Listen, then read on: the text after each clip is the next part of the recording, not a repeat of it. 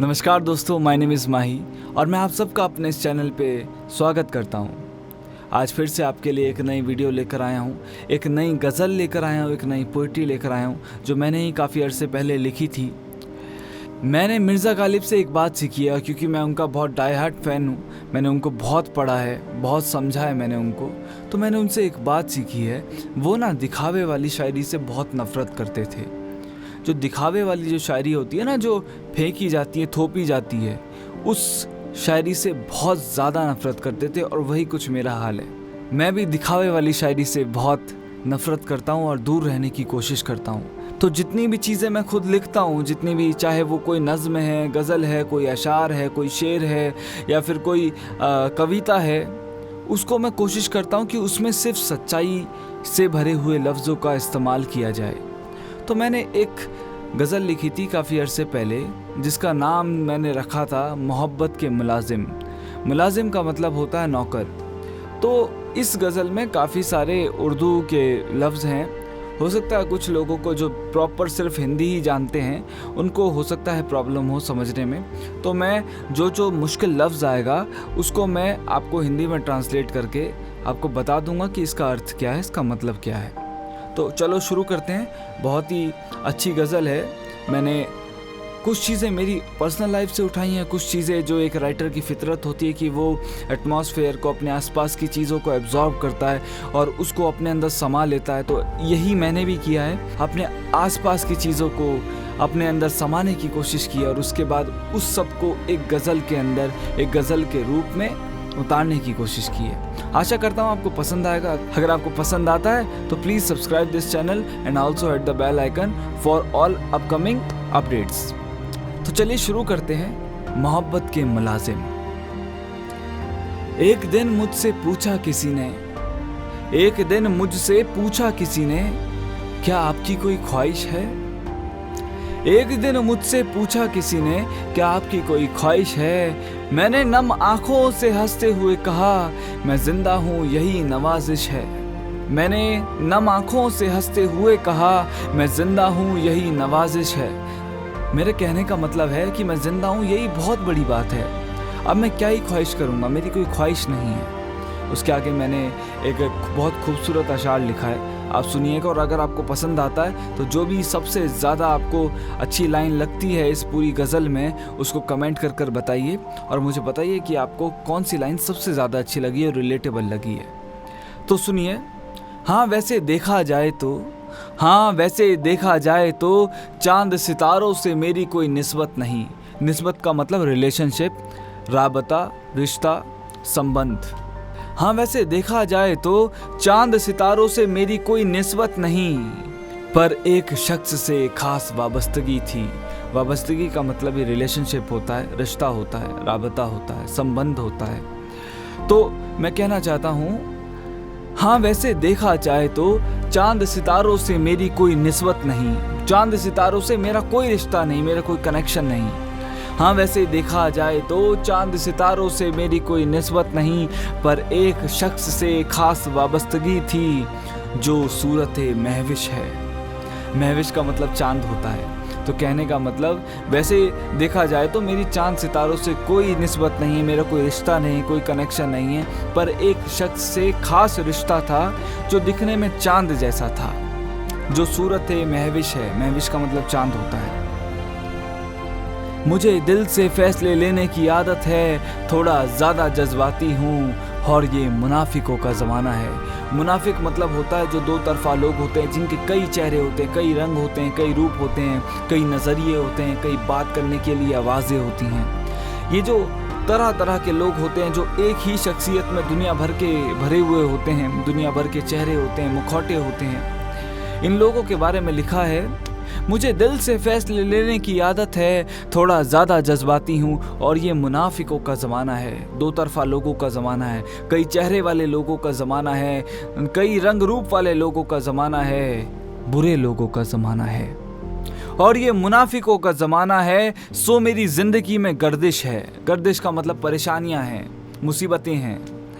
तो फिर से बोल देता हूँ, मुझे दिल से फैसले लेने की आदत है, थोड़ा ज़्यादा जज्बाती हूँ। मुझे दिल से फैसले लेने की आदत है, थोड़ा ज़्यादा जज्बाती हूँ। और ये मुनाफिकों का ज़माना है, सो मेरी ज़िंदगी में गर्दिश है।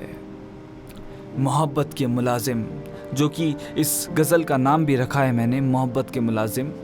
तो अर्ज़ करता हूँ, मोहब्बत के मुलाजिम खुदा की नहीं वफ़ा की इबादत करते हैं।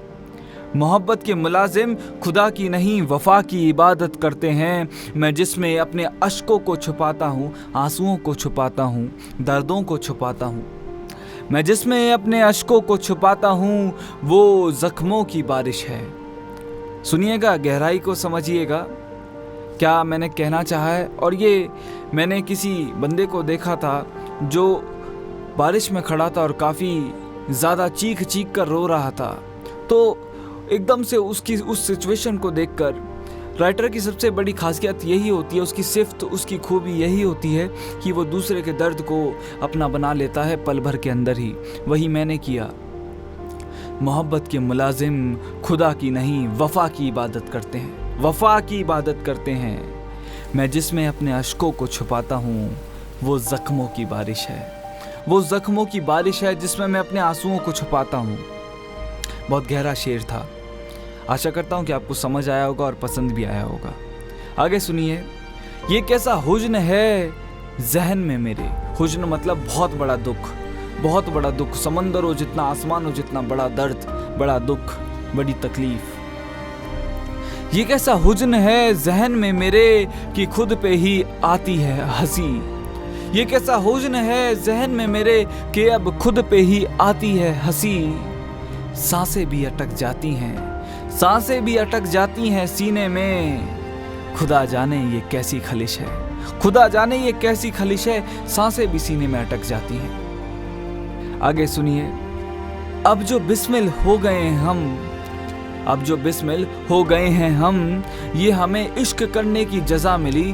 बिस्मिल का मतलब होता है अधमरा, जो भी जिंदा भी नहीं है और मरा भी नहीं है। अधमरा, बिल्कुल एकदम जिंदा लाश। अब जो बिस्मिल हो गए हैं हम, ये हमें इश्क करने की जज़ा मिली। जिसमें हर लम्हा झुलसता हूँ मैं, वो किसी की यादों की आतिश है। आतिश मतलब आग। कहने का मतलब जिसमें हर लम्हा झुलसता हूँ मैं, जलता हूँ मैं, तड़पता हूँ मैं, वो किसी की यादों की आग है, किसी का यादों का अंगार है, किसी की यादों की आतिश है। आगे सुनिए। मैंने इत्मीनान से सोचा, मैंने इत्मीनान से सोचा तो मोहब्बत करने वालों पे तरस आया।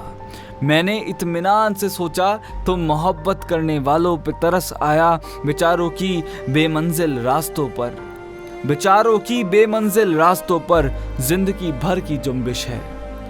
इत्मीनान का मतलब है सुकून से, आराम से सोचा, और जुम्बिश का मतलब है हिलना डुलना, हलचल।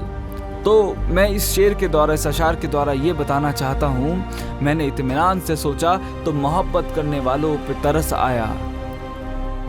फिर चाहे आप किसी भी ऐसे कपल को उठा लें जिसने अपनी ज़िंदगी में हद से ज़्यादा मोहब्बत की हो, फिर चाहे वो हीर रांझा हो, लैला मजनू हो, या कोई भी हो, ऐसी मंजिल के पीछे वो भागे जिसकी कोई मंजिल ही नहीं थी। बेचारों की बेमंजिल रास्तों पर जिंदगी भर की जुम्बिश है। मतलब जिन रास्तों का कोई अंत नहीं है, कोई मंजिल नहीं है, कोई मकाम नहीं है, इन मोहब्बत करने वाले लोगों को पूरी ज़िंदगी भर ऐसे रास्तों पर हिलना डुलना पड़ता है, चलना पड़ता है, पर इनको मंजिल नसीब नहीं होती, मंजिल इनको नहीं मिल पाती, क्योंकि मंजिल होती ही नहीं है। इश्क की, सच्चे इश्क की कोई मंजिल नहीं होती है। मेरी नज़रों ने आज फिर महबूब वस्ल का ख्वाब देखा।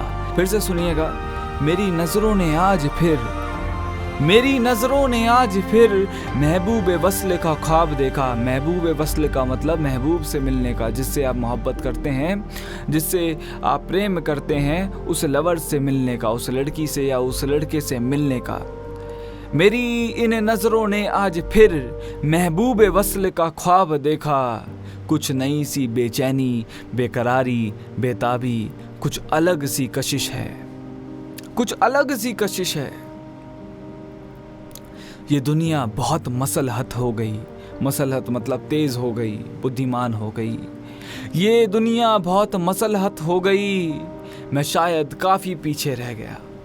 ये दुनिया काफ़ी मसलहत हो गई, काफ़ी तेज़ हो गई, मैं शायद काफ़ी पीछे रह गया।